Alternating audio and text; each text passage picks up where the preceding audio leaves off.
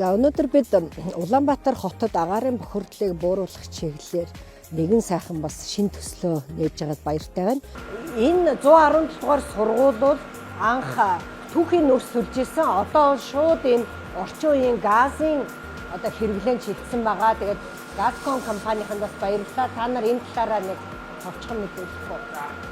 Манай тавьсан танууд төхөөрөмж болохоор одоо энэ Японы Ренайге брэнд яг Японд болохоор 95 жил одоо нэг аваар осолгүй ажилласан ийм бойлер байгаа. Энэ бойлер нь болохоор нэг нь өөрөө 48 кВт-ийн хүчин чадалтай. Эндээс ингээд 15 ширхэг бойлер суугдсан байгаа. Одоогийн байдлаар бол яг гадааны нөгөө орчны температур, сургуулийн дотор температураас хамаарат 4 бойлерд ажиллаж байна. 3 бойлер 71 градустай, нэг бойлер 85 градустай ингээд сургууль руу өгж байгаа температур нь бол ийм байгаа.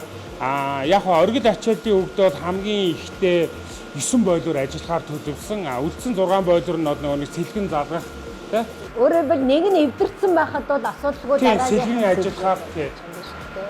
Одоо энэ хэдэн жилийн баталгаа өгөө? Одоо ингээд нэг тавьсан байхад. Одоо ер нь бол үйлдвэрээс 3 жилийн баталгаа өгдөг. Бид нар яг үйлдвэрийн баталгаагаа гэрээндээ тусгасан. Саяхан 2 сарын ихээр 1 сарын сүүлээр бас 20 хэдэн градус сууж хүүтэрсэн. 2 сарын дундуур тий. Тэр хүүтнэр бол манай сургуульд бол яг халаалт нь бол яг хэвийн температуртай сайхан дулаахан цаан цамцтай суухад бол одоо яг асуудалгүй сайхан орчин бүрдсэн байсан. Бүрдсэн гэдэг. Таайда бас хадагтай. Хоёрдугаарт бол сургуулийн орчмын одоо нөгөө үнс хог хаяг эднэр бол багасж байна. Утаа гэдэг зүйл байхгүй болж байна. Тэгээд бас олон давуу талууд бол бас бий болсон. Энэ сургуулийг хуучин түүхийн нөрс төлж байгаад одоо газын хэрэглээ рүү шилжүүлснээр их олон давуу тал гарч ийна гэж бас сургуулийн захирал ярьж байна. Нэгдүгээрт өмнө нь сургууль жилдээ 5-6 сая төгрөг зөвхөн цахилгаан тэн залгасны төлбөрт бас гардаг байсан юм байна. Яг харахгүй одоо ингээ хүүтэн байдаг. Тэгэхээр тэр тэн залгасны мөнгө бол одоо гарахаа болсон гэж байна. Шууд л одоо газын халаагуур маань хангалттай халдаг. Ягаад тэгэхээр газын халаагуур бол өөрөө автоматар бүх одоо дулааныг ингээ сайхан тохируулцдаг байсан.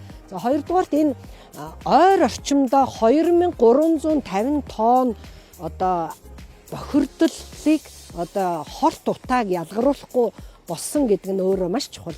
Энэ сургуулийн хүүхдүүдэд энэ цэвэр орчинд байна гэдэг нь чухал. Дээрэс нь энэ ойр орчмын айл хунарт бол их том давуу тал болж байгаа юм байна. Бид нар одоо өмнө нь нөрс төлдөг байхад ирэхэд ингээд битүү тортогтой юм байсан. Тэгэхээр энэ бол одоо байхгүй болж байгаа. Тэгэхээр энэ газын хэрэглээ бол их давуу талтай юм байна шүү. Олон сургуульд бас таммаар л юм байна гэж удирдлагууд ярьж байна.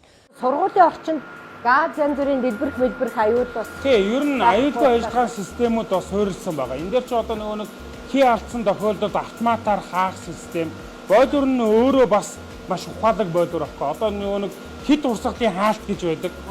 Хааны газраа хий алдаад нөгөө нэг арай хэрэглэх ёстойгоос арай илүү хий явж байгаа нь мэдэгдэх юм бол бойлер нэгт автоматар хаа. Дээрэс нь нөгөө нэг аюулгүй ажиллагааны систем нь ажиллаад савн дээр нөгөө нэг их усрыг хаана. Тэгэхээр юу гэдэг энэ өрөөнд хий алдлаа гэж бодоход тий савн дээр хаачгаад дахиж нэмж хий алдахгүй шугамдаг хий алдалт нь алдаад сарниад бүх хаалт бүх тоног төхөөрөмжүүд аваарын байдалд ороод унтраад хий сарнина гэсэн үг. Чингэлтэй дүүргийн 117 дугаар сургууль өмнө нь жилдээ 500-аас 600 тонн түүхийн нөрс төлдөг байсан. Энэ бол бараг 120 гаруй айлын одоо хэмжээтэй төлдөг нөрстэй тэнцэн. Одоо энэ ингээ бидний зогсчихсан газар бол битүү нүүрс буулгадаг. За ингээ нүүрсээ төлдөг. Орчин бол асар их бохирдолтой байсан. Бид нэгэн доор энэ 600 гаруй тонн түүхийн нүүрсийг төлөхөө болно гэдэг нь бол асар том амжилт. Энэ бол агаарын бохирдлыг бүр бууруулсан биш, бүр тэгэлж байгаа.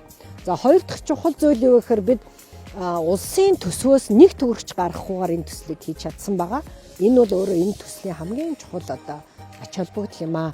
За би бас өмнө нь агаарын бохирдлыг бууруулах үндэсний орон даргаар сайд багтаа ажиллаж исэн. За хэдийгээр би одоо ажиллаа өгсөн ч гэсэн би бас энэ агаарын бохирдлыг бууруулах иргэн бүрийн үүрэг гэж үздэг. Би бас улсын хурлын гишүүнийхээ хувьд ч гэсэн одоо энэ агаарын бохирдлыг бууруулахад бид бол онцгой анхаарч ажиллах ёстой гэж үзэж байгаа учраас энэ төслүүдийг бас ингээ үргэлжлүүлээд хөөцөлдөөд төслийн хэрэгжүүлээд ингээд явж байгаамаа. За зарим хүмүүс бас бид нар тооцоо хийж үзсэн хуучин нүүрс түлжсэн үе одоо газ түлж байгаа үеэс зардлаараа ихсхөө гэж. За ер нь бол дүндээ дүн болж байгаа. Яагаад тэгэхээр нүүрс түлж байгаа үед бол бид нар ямар нэгэн автомат хэмжилттэй их боломжгүй түлээлээдэг. А одоо бол энэ газ бол гадаад улаах үед бол ерөөсөө газ төлдөггүй. Тийм учраас энэ бол ингээд нийт жилийнхэн эцсийн зардалд харьцуулахад төдийлөх ялгаа гарахгүй.